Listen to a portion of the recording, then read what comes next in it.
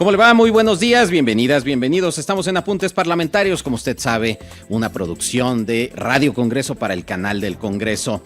En Apuntes Parlamentarios tratamos prácticamente siempre de alejarnos un poco de la coyuntura del debate del momento para entender mejor cómo funciona la institución parlamentaria, cuáles son las fortalezas de nuestras cámaras, cómo ha evolucionado con el tiempo. Y el día de hoy tenemos un tema muy interesante que es el futuro del Poder Legislativo en México. Como ustedes saben, pues recientemente tuvimos elecciones, se renuevan las 500 diputaciones federales, las 128 senadurías y estaremos instalando el nuevo Congreso. Pero, ¿qué futuro le depara a este Congreso? ¿Cuáles serán esos rasgos distintivos? Y para ello hemos invitado esta mañana al maestro Shu Tenorio para que nos hable sobre sus perspectivas sobre la Cámara de Diputados, el Senado de la República y en general la relación entre el Ejecutivo y el Legislativo en esta próxima legislatura. No se vaya, se va a poner bueno. Estamos en Apuntes Parlamentarios. Hora de Praxis. Apuntes Parlamentarios.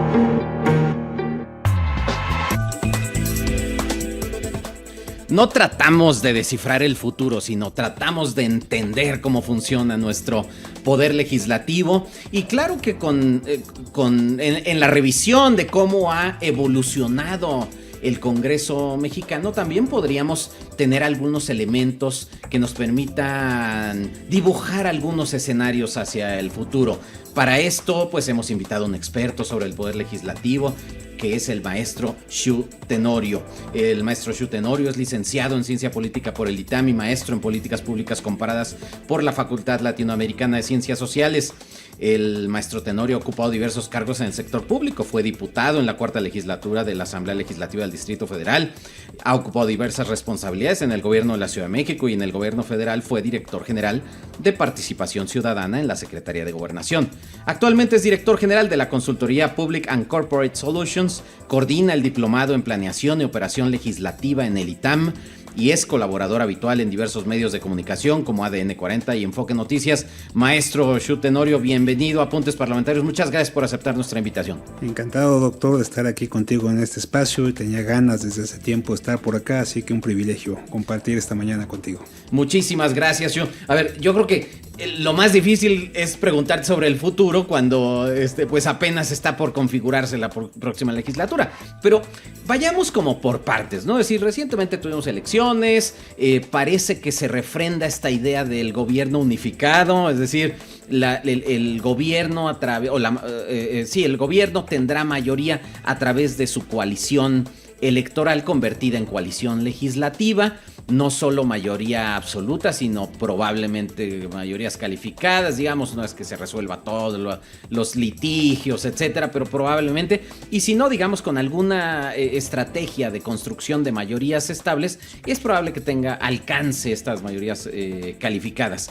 Muchas veces se ha pensado que tener estas mayorías, y hay quien lo dice por ahí, es un retroceso democrático y que nos pone en 30 años atrás.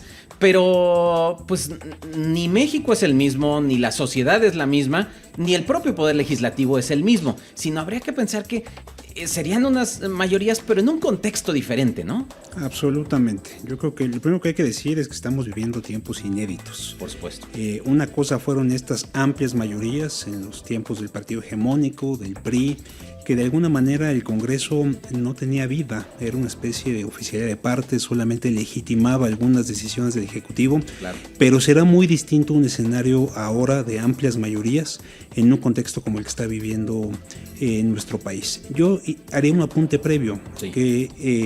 Yo creo que no debemos estar peleados con las mayorías. De acuerdo. En muchas democracias del mundo, de hecho, es al contrario. El riesgo es que el presidente en turno o el primer ministro no tenga mayoría. O sea, claro. Ahí es cuando empieza la inestabilidad, sí. Ahí es cuando empieza la preocupación y ahí es cuando empieza pues hasta la disolución del Parlamento porque el mandatario es incapaz de tener una mayoría y tiene que convocar a elecciones pensando en que puede tener una mayoría que lo acompañe. O sea, los riesgos de parálisis legislativa o de ingobernabilidad. Exactamente. Entonces, primero yo diría, a ver, no hay que estar peleados de inicio. con la idea de las mayorías. No por sí solo, digamos. No por sí solo. Ajá. Por supuesto que un mal uso de las mayorías pues puede provocar una serie de problemas, pero de entrada yo creo que hay que quitarnos esta visión que tiende a creer que el hecho de que un presidente o presidenta en este caso vaya a tener amplias mayorías es algo malo en sí mismo. Es que como que las reformas electorales digamos, desde 96 tuvieron como ese tinte de buscar fragmentar el poder, y de hecho gran parte de nuestro diseño constitucional para designaciones, procedimientos, etcétera, está pensado con la idea, incluso esta reforma constitucional de los gobiernos de gabinete y de coalición, de gobiernos claro. de coalición, pues tiene esta idea de que como ya no va a haber mayorías, entonces estamos obligados a construirlas de alguna forma, ¿no? Artificial. Exacto. La realidad es que efectivamente, o sea, desde los 70s, 80s que empezó a haber una petición de abrir el sistema político en México, el juego se trataba de cómo incluimos a las minorías y cómo les vamos dando pequeñas concesiones hasta que las minorías, pues de plano, transformaron en realidad. México, yo lo pondría así, hemos vivido 2 etapas previas y ahora vamos a inaugurar la tercera. Okay. Por eso te decía que estamos hablando de momentos inéditos en el país. La primera etapa es toda la etapa del partido hegemónico, donde el PRI buscó hasta donde pudo mantener sus mayorías. Y operó con un ejecutivo muy fuerte y un legislativo que de alguna manera estuvo legitimaba. Luego entramos a un periodo de gobiernos divididos. Claro. Estos gobiernos, digamos que ganaban la presidencia, pero el presidente no alcanzaba a controlar el Congreso. Claro. Como de 97 a... 97, digamos que Zedillo pierde la mayoría en Cámara de Diputados. Uh-huh. Fox no tiene mayoría, sus 2 legislaturas, tampoco lo tiene Felipe Calderón, tampoco lo tiene Enrique Peña Nieto. Y llega López Obrador y alcanza mayoría en ambas cámaras del Congreso de la Unión, pero no le alcanza para reformar la Constitución. Entonces vivimos estos últimos años con esta idea de que debería tener, en este caso López Obrador, las condiciones para reformar la Constitución, pero también fue un presidente que no buscó acuerdos. O sea, no buscó en ningún momento buscar una construcción de una amplia mayoría que sumara a la oposición para ciertas reformas. Él prefirió contrastar posiciones, prefirió vender la idea de que hay dos proyectos de nación en juego, y eso pues en las urnas que decidió la ciudadanía el 2 de junio pasado, decidió que había que darle mayorías a la presidenta. Sí, porque el discurso, digamos, que le llaman el discurso polarizador, pues lo que buscó es eso, contrastar porque digamos, la negociación se veía algo sospechoso, porque ¿cómo van a sentarse a negociar con aquellos que dice que son que cuestionó, que criticó el conservadurismo, etcétera, ¿no? Entonces no era congruente con su discurso y lo llevó al extremo como un objetivo para refrendarlo en la elección presidencial, ¿no? Justo, y ahora entramos a una etapa donde tenemos ya en democracia una presidenta con mayorías probablemente calificadas. Habrá que ver qué pasa el 1 de septiembre, cómo se conforman los grupos parlamentarios, qué termina por pasar, si la coalición que acompaña a Claudia Sheinbaum tendrá o no la posibilidad de reformar unilateralmente la Constitución, pero eso puede provocar... El transfugismo también de algunos legisladores que hagan que se construyan todavía más... Y otro tipo de estrategias, porque digamos, hay que tener muy claro, tú lo decías muy bien, a ver... el Congreso es el producto del sistema electoral. Sí. Entonces nosotros tenemos un sistema electoral que hoy, con reglas que fueron diseñadas para otros propósitos, como la primera minoría, hoy, digamos, Morena y sus aliados jugaron estratégicamente. Hubo entidades federativas donde decidieron ir solos, ¿no? Entonces Morena presentó candidatos, el Verde presentó candidatos, el PT presentó candidatos, y eso que les permitió, en varias entidades, por ejemplo Chiapas, ganan 2 senadurías Morena de mayoría, y el Verde gana la primera minoría. En otro momento, pues hubiéramos pensado que iba a ser el rival, el opositor el que ganaba, y no. En este caso fue cómo utilizaron las reglas electorales para configurar su mayoría.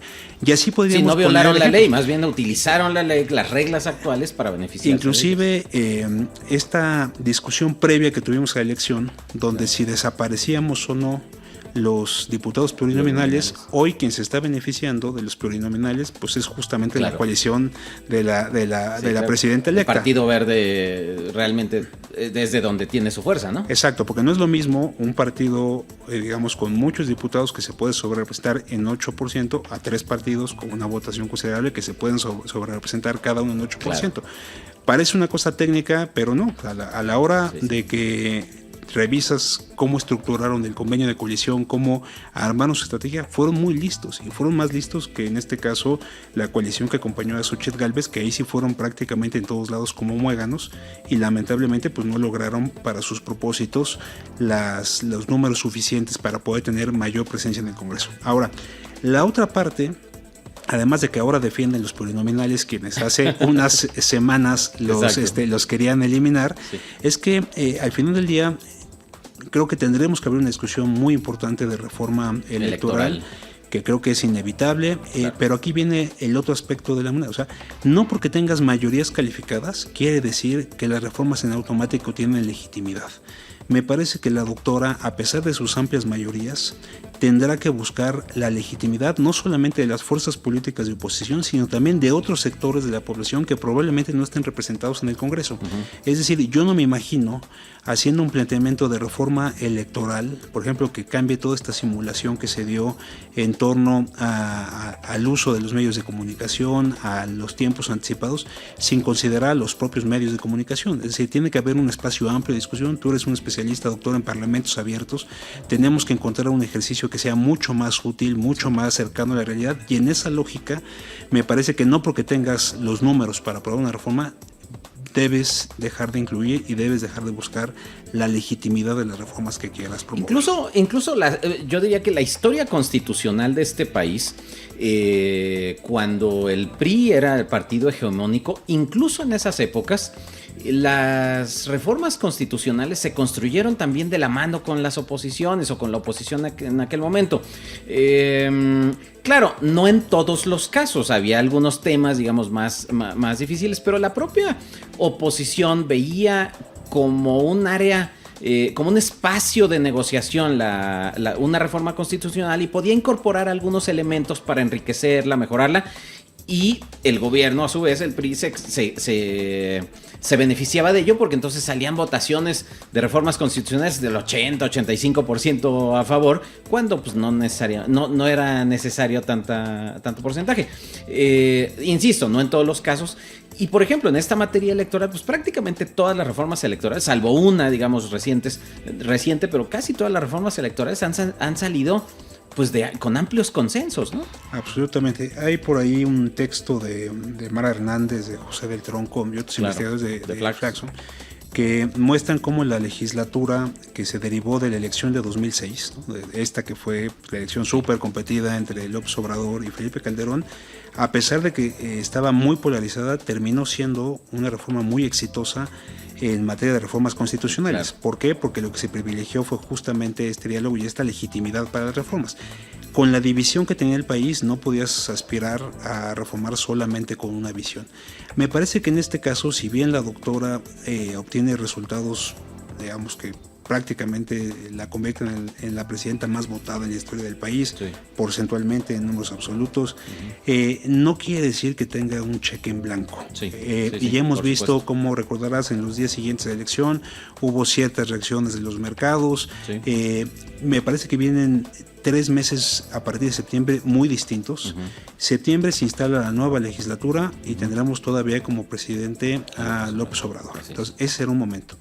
Luego tendremos octubre, que ya estará la doctora Sheinbaum y todavía estará Joe Biden en la presidencia de los Estados Unidos, ¿no? Sí. Entonces, y luego vendrá noviembre, donde pues ya no sabemos qué va a pasar con la presidencia de los Estados Unidos, pero digamos, no porque estén las mayorías calificadas o estén las mayorías ciertas para Morena y sus aliados, artificiales o reales, quiere decir que no hay otros factores que no obliguen a buscar una legitimidad y una inclusión de todos los sectores en la discusión y en la aprobación de estas reformas. Uno pensaría que los únicos controles al poder, o a veces pareciera que en la discusión pública el único control al poder que puede haber es el de las oposiciones parlamentarias. Y no necesariamente es así. Por ejemplo, ahora que yo te decía, pues es que la sociedad hoy en día ya no es la misma de hace 30 años. Pues sí, hoy en día nosotros podemos seguir en tiempo real las discusiones que se están dando. Podemos estar opinando en distintos foros simultáneamente, desde las redes sociales, etcétera. Tenemos una sociedad mucho más informada también, claro, expuesta también a muchas fuentes de información que pueden ser falsas, etcétera, pero digamos que tenemos una sociedad también más informada y también con mayor capacidad de movilización. Tenemos también a otros tipos de controles, como ya mencionabas, no sé, los mercados reaccionan y pues de alguna manera eso hace que los gobiernos o los actores políticos reaccionen, es decir, hay también controles de facto, claro. ¿No? Y más allá, yo creo que hemos construido un país a partir de la desconfianza. Sí. O sea, desde, todo el siglo XX se trató de cómo vamos limitando el poder. Sí. Llega Vicente Fox, un presidente de oposición, y él es el primero que impulsa más mecanismos de control. Entonces se crea, por ejemplo, toda la ley de transparencia y acceso a la información. Luego vienen Felipe Calderón y Enrique Peña Nieto y buscan crear órganos constitucionales autónomos de control al poder. Es decir, ha sido la construcción de un régimen a partir de la desconfianza o de decir el presidente automáticamente va a abusar, o la presidencia va a abusar automáticamente del poder, y entonces tenemos que buscar mecanismos de control. La realidad es que si tú revisas, por ejemplo, las facultades de transparencia y acceso a la información en otros países, somos el único país que las tiene en un órgano autónomo. Por esta idea o este privilegio a la desconfianza en la autoridad. En la mayoría de los países, las solicitudes de transparencia son parte de una dependencia que hace su chamba y entrega el contrato, entrega la información. Es decir, no en todas las democracias existe esta idea de que la presidencia va a abusar del poder. Yo soy de los convencidos de que Claudia Sheinbaum, viendo cómo han reaccionado los mercados en este periodo de transición, consciente de que viene una elección en los Estados Unidos en el mes de noviembre, consciente de que su coalición no es de un partido, su coalición o la coalición que la respalda son 3 partidos políticos donde va a tener que generar amplios consensos al interior de esa coalición, no va a pensar solamente en que su visión es la que tiene que aplicarse, imponerse. Y es más, te diría que si de alguna manera cree que esa coalición es la única opción que tiene, pues va a ser rehén también de los grupos internos de Morena, del Partido Verde y del PT, porque la discusión interna va a ser muy férrea. Entonces, si ella no demuestra que tiene capacidad de interlocución con el PAN, con el PRI, con Movimiento Ciudadano, pues automáticamente te vuelves rehén de los tuyos. Ya a ningún presidente o presidenta le conviene ser rehén de su partido en el Congreso. Entonces, claro, a ver, y hay dos, hay dos elementos ahí. Primero es, en las reglas no formales, el presidente de la República, ahora la presidenta, tendrá que asumir el liderazgo de su partido, ¿no? Porque claro, este gran movimiento que tiene que institucionalizarse más allá del liderazgo de López Obrador, porque se construyó alrededor de la figura de López Obrador, y entonces tienes que asumir ese liderazgo del partido porque vas a ser la cabeza del gobierno, ¿no? Eso por un lado. Pero también por el otro lado, esto te tiene que llevar a abrir el diálogo interno, no solo con los partidos de la coalición, sino con los propios grupos internos del partido mayoritario. Es decir, no todos los gobernadores son de la misma corriente, no todos los liderazgos parlamentarios son de la misma corriente, etc. Y esto pues se parece un poco a ese PRI, digamos, en el que tenían que estar articulando lo que se presentaba. Yo recuerdo que el presidente platicaba con los líderes de los sectores del partido, ¿no? Y ellos ya lo empujaban, ¿no? Y eran muy clara la integración también de los grupos parlamentarios conforme a esos sectores. Tenías los que pertenecían al sector obrero, los que pertenecían al sector campesino, los que pertenecían a la CNOP. Aquí la preocupación que yo tengo justo en este sentido es que el presidente López Obrador siempre fue renuente a la idea de replicar el modelo del PRI y sobre todo del PRD. El PRI, como bien decías, estaba organizado por sectores, inclusive sus propios estatutos tienen perfectamente definidos el sector obrero, el campesino, el popular, ¿no? En el caso del PRD, la experiencia que tuvieron fue muy negativa porque ellos se organizaban por corrientes. Claro. Coloquialmente le decíamos, ¿no?, las tribus, exacto, ¿no? Las tribus perredistas. Exacto. Pero de alguna manera, pues, se integraban los grupos parlamentarios, tú sabías quiénes eran de Nueva Izquierda, quiénes eran de IDN, quiénes eran de tal, y se organizaban en corrientes. El presidente ha sido renuente a esta idea de organizar a Morena en torno a corrientes y ha sido inclusive, diría, bastante autoritario en no permitir que el partido se organice, aunque sabemos que, digamos, hay grupos, hay equipos, hay, ¿no?, hay coordinación entre ciertos actores, ¿no? Entonces vendrá un primer bloque de negociación que es con los de Morena, los del PT, los del Partido Verde. Pero dentro de Morena, la pregunta es cómo se van a articular. Claro. Y qué va a pasar. Veremos en las próximas semanas cambios en la dirigencia de Morena. Tendrá que llegar un perfil muy particular ahí que logre organizar, y yo diría institucionalizar el partido, porque hoy ellos mismos se entienden como un movimiento, no como un partido político. Pero a partir de esa institucionalización tendrá que venir un diálogo, porque no puedes negociar a mano abierta con, ¿no?, con en este caso 300 diputados y 70 y tantos senadores. Es imposible un diálogo así, tienes forzosamente que tener referentes y cabezas. Así es. ¿Cuál es el riesgo? Por ejemplo, yo fui diputado en la 4ª legislatura de la Asamblea Legislativa y el PRD se partió en dos. Tenías 17 diputados de 34 que estaban articulados con Nueva Izquierda y 17 diputados que estaban articulados con el entonces jefe de gobierno Marcelo Ebrard. 17 y 17, y no se hablaban entre sí. Entonces, la renuencia de López Obrador en su momento a que hubiera corrientes o hubiera grupos en el partido es justamente que no se canibalizaran entre ellos. Pero el punto que tú tocabas es fundamental. ¿Cómo dialogas al interior para puntos de vista donde no necesariamente se tiene la misma visión? No se comparten los diagnósticos, no se comparten las medidas, y en ese sentido pues vendrá un interrogante de cómo se va a organizar Morena y cómo van a consensar esas diferencias al interior. Me parece que ese será el verdadero reto que tendrá la nueva presidenta, la nueva secretaria o secretario de Gobernación, cómo van a lograr los consensos primero al interior, y una vez de eso pues ya irán a platicar y a buscar la legitimidad con las otras fuerzas políticas y otros sectores de la población. Pero por eso te digo que estamos viviendo tiempos inéditos, porque no es lo mismo esto en el PRI que esto con, pues, como bien lo decías, las redes sociales, ¿no?, los medios digitales, la inmediatez de la información. El propio entorno internacional se convierte en un contrapeso, ¿no? Absolutamente, digo, hoy, por eso decía, la inmediatez de la información, o sea, hoy tú declaras algo y ves las repercusiones inmediatas en todos lados, ¿no? Entonces, ahí, digamos, la doctora tendrá que tener muy clara y tendrá que definir cuál va a ser su modelo de comunicación. Venimos de un presidente que tenía una comunicación extrema, diaria, horas hablando frente a los medios. Desgaste, que digamos, que inclusive iba contra todos los manuales de comunicación política del mundo.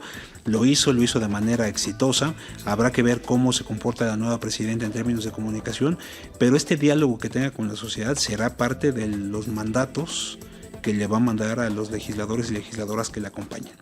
Y hay un tema en particular que a mí me tiene muy, muy interesado, que es, se puede dar el caso de que tengamos por primera vez los 3 poderes de la Unión en manos de mujeres.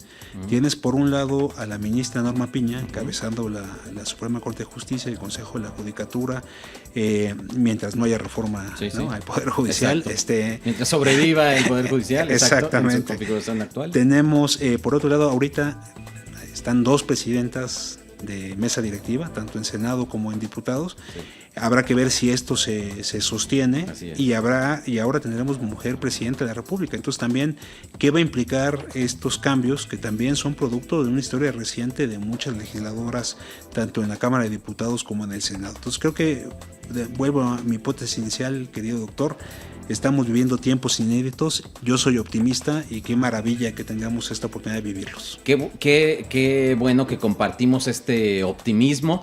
Ojalá se refrende en los hechos. Vamos a ir a una pausa, pero cuando regresemos quisiera preguntarle al maestro Xiu Tenorio, especialista en temas legislativos, que nos comparta su reflexión sobre lo que vislumbra al interior de las cámaras del Poder Legislativo, sobre los liderazgos, el estilo de liderazgo, cómo se puede convivir con la oposición después de este resultado electoral que pues no da lugar a dudas de que se refrendan estas mayorías, incluso se amplían. ¿Qué es lo que podemos pensar hacia el futuro en cuanto al gobierno interior del Congreso, de sus cámaras, los órganos de dirección y gobierno? No se vaya, estamos aquí en Apuntes Parlamentarios. Estamos de vuelta en Apuntes Parlamentarios, estamos platicando sobre el presente y el futuro del Poder Legislativo en México con el maestro Xu Tenorio, quien es un experto en temas legislativos, es director general de la consultoría Public and Corporate Solutions y es coordinador académico del Diplomado en Planeación y Operación Legislativa en el ITAM. Maestro Xu Tenorio, a ver, platicábamos de que con este rediseño electoral se configura un poder legislativo plural, pensado en, digamos, fragmentado en tercios durante los años de los gobiernos divididos. Y ahora regresamos a estos nuevos tiempos de los gobiernos unificados o con mayorías legislativas, ahora con amplias mayorías legislativas. ¿Qué será necesario reformular? Es decir, todavía nos da este diseño institucional para poder continuar o será necesario una nueva reforma al Congreso, incluso pensar en una ley del Congreso nueva o los reglamentos, o es suficiente con lo que tenemos? ¿Y qué vislumbras que puede pasar, digamos, en estos primeros meses ya pensando en la próxima legislatura? Mira, normalmente cuando inicia una legislatura, como que todo arranca muy tranquilo, ¿no? Tomas protesta, te vas a celebrar, como a los 15 días empiezas a ver cómo va a estar las comisiones, empiezas a hablar con tus diputados, empiezas a socializar cuáles son sus intereses. A mí me tocó coordinar mi grupo parlamentario hace varios años, sí. y pues las dinámicas eran, digamos, como lentas al inicio de la legislatura. Sí. No hay mucha prisa. En otros momentos la aprobación de los paquetes económicos son los que te obligan por lo menos a que estén conformadas las comisiones de Hacienda y Presupuesto. Sí. Ahora con los nuevos ordenamientos legales, pues tienes hasta noviembre para presentar la propuesta para el ejercicio fiscal 2025. Parecería que no hay prisa por tomar decisiones. Sin embargo, como platicábamos antes de la pausa, viene un septiembre muy intenso. Viene un septiembre donde todavía será presidente Andrés Manuel López Obrador, presidente de México, y muy probablemente antes de septiembre ya esté definida la integración de las comisiones, ya esté definida las presidencias de las comisiones, porque se espera que haya actividad legislativa en el mes de septiembre. No es un presidente que mantenga bajo perfil. Claro, no, inclusive pues, yo no creo que vaya a haber una discusión del paquete de reformas que presentó López Obrador en febrero de este año, pero sí creo que puede haber algunas cosas que sean más parte de su legado, sí, que propiamente la intención de generar algún tipo de inestabilidad o de presión a ciertos sectores. Pero creo que el presidente sí va a buscar aprobar algunas cosas que sean parte de lo que él quiere dejar en su administración, y eso va a obligar a que haya definiciones probablemente desde el mes de agosto. Eso pasa por tener claridad en la integración de grupos parlamentarios, por tener claridad en la conformación de quiénes son los coordinadores de los mismos, de los grupos parlamentarios, cómo se van a repartir o distribuir las comisiones, quién las va a encabezar, porque tienes que llegar probablemente en la semana 2 de la nueva legislatura a estar dictaminando en comisiones para pensar que en la 3 puede estar en pleno en Cámara de Origen, y en la semana 4 y última de la administración de López Obrador estar aprobando en Cámara Revisora para que le dé tiempo de publicarla y tal vez en sus últimas mañaneras decir misión cumplida. No digo que no sea posible, pero suena complicado. Suena muy complicado. Pero ¿no? Por eso te decía que normalmente pues como que el Congreso arranca tranquilo, sereno, entonces vas viendo que las comisiones se integran por ahí de mediados de octubre, exacto, sí, ¿no? Principios de noviembre, y te digo que si no hay consenso, pues entonces sacas presupuesto y Hacienda para que el paquete económico no se complique, pero ahora sí vemos que vamos a iniciar con mucha actividad, y yo así lo vislumbro. O sea, yo creo que esta legislatura va a empezar con mucha intensidad, y entonces ahí sí entramos a las definiciones. Primero, quiénes deben, por un lado, encabezar los grupos parlamentarios y por otro lado, quiénes tienen que ir a las mesas directivas. Exacto, es justo sobre eso te quería preguntar, porque mucho de esto se da a partir de reglas informales. Claro. Es decir, no es que o sea, cada grupo parlamentario tiene sus propios mecanismos, cada partido define de distinta forma sus propios liderazgos, algunos internamente, otros externamente, pero en este caso también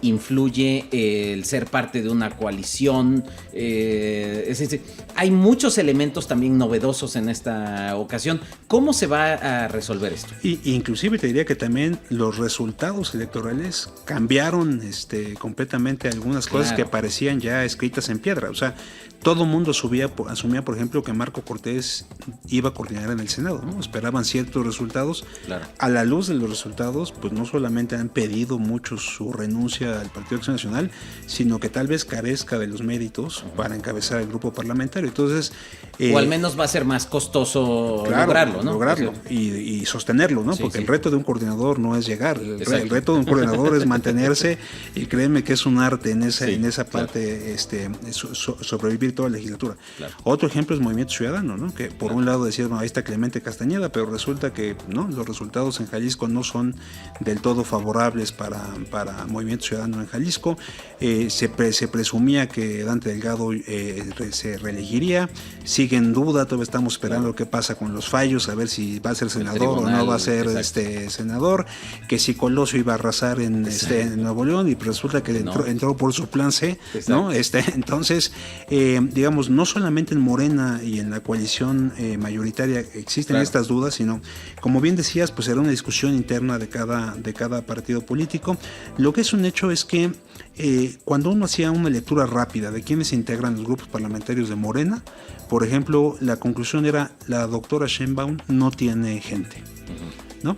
Todos son emisarios, o no claramente visibles, no son emisarios del presidente, o los que son cercanos a ella, como puede ser Omar García Harfuch en el Senado, Ernestina Godoy en el Senado, Ramírez Cuellar en Cámara de Diputados, pues se van a ir al gabinete. Entonces no va a haber gente cercana a la doctora en las cámaras, y por lo mismo se esperaría que las cámaras hagan lo que quieran o lo que mandaten desde cierto municipio del estado de Tabasco, ¿no? Sí. La realidad es que el triunfo de Claudia Sheinbaum fue tan contundente que a mí me parece que va a haber disciplina al interior de los grupos parlamentarios de Morena, por supuesto del Partido Verde y también del PT. Ahora, el que haya disciplina no quiere decir que haya uniformidad de pensamiento, como lo platicábamos antes de la pausa, ni tampoco quiere decir que no vaya a haber debate. O sea, a mí me parece que hoy, como nunca, a partir de septiembre va a haber las juntas previas, se van a volver las verdaderas sesiones, digamos, atractivas para los periodistas, porque donde va a haber, para quienes siguen el Senado, para quienes siguen el Congreso, ¿dónde va a estar la nota? Pues en las diferencias internas, en las plenarias, en las previas. Entonces, ahí voy a tu pregunta. ¿Quién debe ser quien coordine en Cámara de Diputados o en Cámara de Senadores? Pues dependerá mucho también de quién tenga esta capacidad de articular a las distintas expresiones del partido, para no llamarles corrientes como en el pasado. Pero tienes, por ejemplo, gente que ha sido presidenta o presidente ya de Morena, ¿no? Tienes el caso de Alfonso Ramírez Cuellar, que además goza de una cercanía con la presidenta electa, que a mí me parece que es uno de los perfiles pues más interesantes para coordinar en la Cámara de Diputados al grupo parlamentario mayoritario, ¿no? El de Morena. Pero pues por ahí también está en la disputa Jacob Polemski, ¿no? Que también ya dirigió a Morena en su momento. Tienes perfiles experimentados como el de Ricardo Monreal, que al igual que los casos que mencionaba anteriormente, pues los resultados electorales no necesariamente le dan los méritos para poder levantar la mano, pero bueno, nadie puede dudar de su capacidad y de experiencia en el Pero además hay también compromisos de lo de la candidatura presidencial, ¿recuerdas? Claro, sí. Todos estos elementos se tendrán que valorar, ¿no? Y el Senado justamente es más complejo por lo mismo, porque tienes a 4, digamos, de las entonces llamadas corcholatas, ¿no? Tienes a Dan Augusto López, tienes a Marcelo Ebrard, tienes a Manuel Velasco, tienes a Fernando Noroña. Entonces, pues ellos también van a decir, oye, pues yo tengo cierto estatus, ciertos méritos, pero también tienes pues gente cercana, como decíamos, Harfuch y Bernardina, que prácticamente nadie los ve en el Senado, pero si se busca quien tenga cercanía con ella, pues también existen esos nombres. La realidad es que tendrá que ser alguien, para resumir esta parte, tiene que ser alguien con capacidad de dialogar y convencer dentro de las distintas expresiones de Morena, pero también con el Partido del Trabajo y con el Partido Verde. Entonces se vuelve un perfil distinto. Ya después vendrá la capacidad de diálogo en la Junta de Coordinación Política, ¿no? Que será una instancia que hay que permanecer, que tiene que permanecer y que tiene que cuidar. Hay que recordarle a quienes nos hacen favor de escucharnos que la Jucopo, pues sustituyó la gran comisión. O sea, antes era un órgano, pues ahí básicamente para premiar unipersonal. Para premiar a los amigos del presidente, que les había tocado estar por acá, por el Senado, o por la Cámara de Diputados, pero no porque hay estas amplias mayorías, se tienen que desaparecer los órganos plurales que nacieron a partir de la democratización del Congreso. Entonces debe seguir una mesa directiva fuerte, que pues digamos ya veremos si se rota o no se rota en términos de partidos. Es muy probable que en el Senado, como pasó en esta legislatura, en los 6 años Morena encabece los 6 años la mesa directiva, porque ningún otro grupo parlamentario logrará al parecer el 25% del pleno por sí solo. En diputados, pues también parecería que no va a haber rotación, al menos los 3 primeros años, pero aún así tendrá que haber diálogo, y la instancia de donde se representa la pluralidad, pues es, además del pleno, pues es la Junta de Coordinación. Bueno, incluso al interior, por ejemplo, de los grupos mayoritarios, también el arte de un coordinador parlamentario será tener instrumentos disciplinarios, digamos, para tener controles sobre las votaciones y que la mayoría siga cohesionada, pero también al mismo tiempo darles premios o incentivos a sus compañeros legisladores para que esa cohesión se vea recompensada. Y digamos que el reparto de posiciones es muy amplio, es decir, hay comisiones, hay órganos de dirección, hay todo tipo de recursos, ¿no? Institutos, centros, ¿no? Sí. Esto, por supuesto, cada cámara tiene su propia organización, pero ahí hay elementos que permiten construir esta armonía. Al final del día, yo siempre les digo a mis alumnos, ¿cuál es la negociación más importante en un parlamento? Y lo que les digo es la que está por venir. Entonces tú no puedes tomar decisiones hoy sin pensar que mañana vas a necesitar a los tuyos o a los extraños. Entonces esta idea de que tienes que negociar constantemente es lo que te hace tener apertura para estar logrando, pues digamos, generosidad o acuerdos o de alguna manera estrategias que te permita tener a todos contentos, a los tuyos internamente, y por supuesto esta capacidad de construir con la oposición, que será pequeña en esta legislatura o reducida, pero no por eso la tienes que aplastar u obviar. Un contraargumento podría ser que al presidente López Obrador le funcionó este discurso polarizador o de contraste, ¿no? Y que entonces, ¿para qué abrir espacio para el diálogo si al final no necesitas a la oposición para aprobar tu agenda legislativa? Y que, por el contrario, sentarte a negociar se puede ver incluso como una debilidad del liderazgo presidencial. ¿Cuál es tu opinión respecto a esta? Me parece que es una gran pregunta, y por supuesto que las tentaciones estarán dentro de Morena y fuera, ¿no? O sea, no van a faltar las plumas que escriban presionando a la presidenta para tomar decisiones unilaterales y no tener que negociar o convencer, y menos con personajes que han sido muy cuestionados públicamente, como la mayoría de los senadores de oposición, muchos de ellos exgobernadores, personas muy públicas que te llaman, ¿por qué tienes que sentarte a dialogar con ellos si no los necesitas? Exacto. Digo, me parece que hay 2 respuestas a esto muy concretas. Tú recordarás aquella elección del 76, donde pues López Portillo compitió contra sí mismo, claro, y pues tampoco es que tuvieran una oposición muy ferviente, claro, en el Congreso. Sin embargo, pues el secretario de Gobernación, entonces Jesús Reyes Heroles, le hizo ver al presidente que las decisiones que tomes, si son positivas, te las van a aplaudir, pero si son negativas, tú vas a pagar el 100% del costo.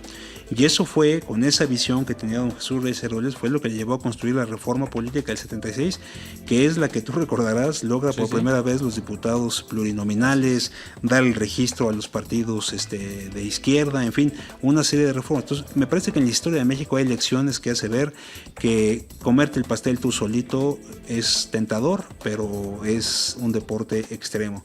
La otra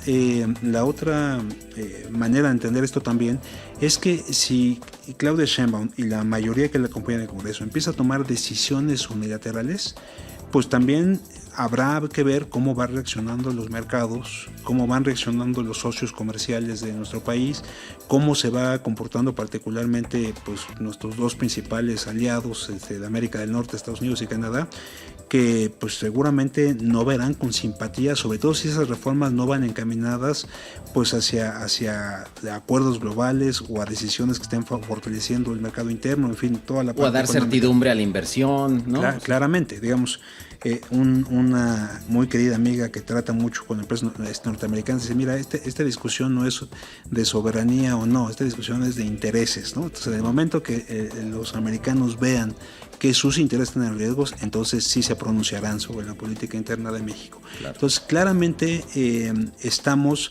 sí es cierto que no tienen por qué dialogar en el Congreso, pero eso no quiere decir que no tengan que dialogar en otros espacios y en otros momentos. Entonces, hay dos maneras de verlo, yo creo que las dos tienden a generar incentivos para buscar, pues si no una aprobación, digamos, unánime, por lo menos generar los procesos necesarios para que haya legitimidad y que las reformas, bueno, pues difícilmente perderán una, ¿no? Pero claramente serán mucho mejor acompañadas de la oposición que yéndose constantemente aplastando a los pocos adversarios que tendrán en el Congreso. Claro, ya casi nos vamos.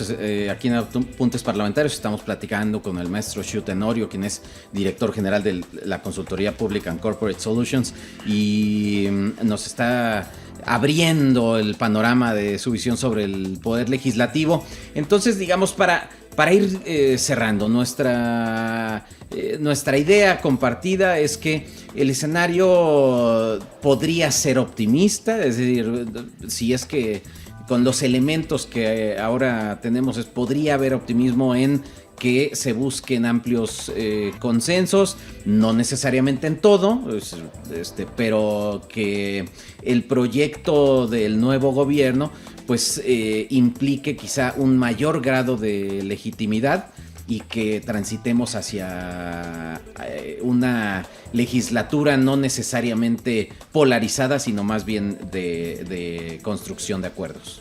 Absolutamente. Yo diría, solamente para concluir, que es una reforma que una legislatura que va a empezar a toda velocidad.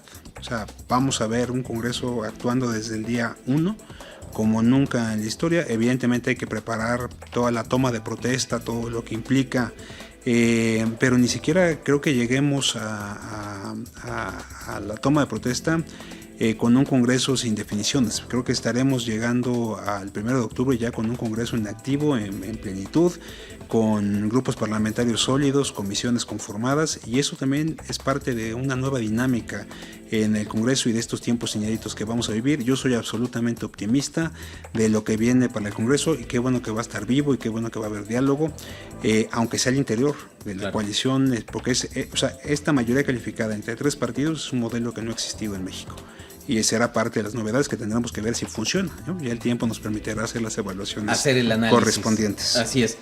Maestro Xu Tenorio, ¿dónde te pueden seguir las personas que nos escuchan? Mi nombre se escribe XIUH. Estoy prácticamente en todas las redes sociales como @Xu Tenorio. Muy bien, somos del Club de los Nombres Raros, entonces gracias, maestro Xu Tenorio. Ha sido un honor contar con tu presencia aquí en Apuntes Parlamentarios. Al contrario, un gusto y qué honor por primera vez estar acá contigo. Que sea la primera de muchas. Y ya nos vamos, le damos las gracias, sobre todo al equipo de producción encabezado por Lulú Ruiz, con la operación de Cassandra Guzmán. Yo soy Kenvir Puente, nos vemos la próxima aquí en Apuntes Parlamentarios.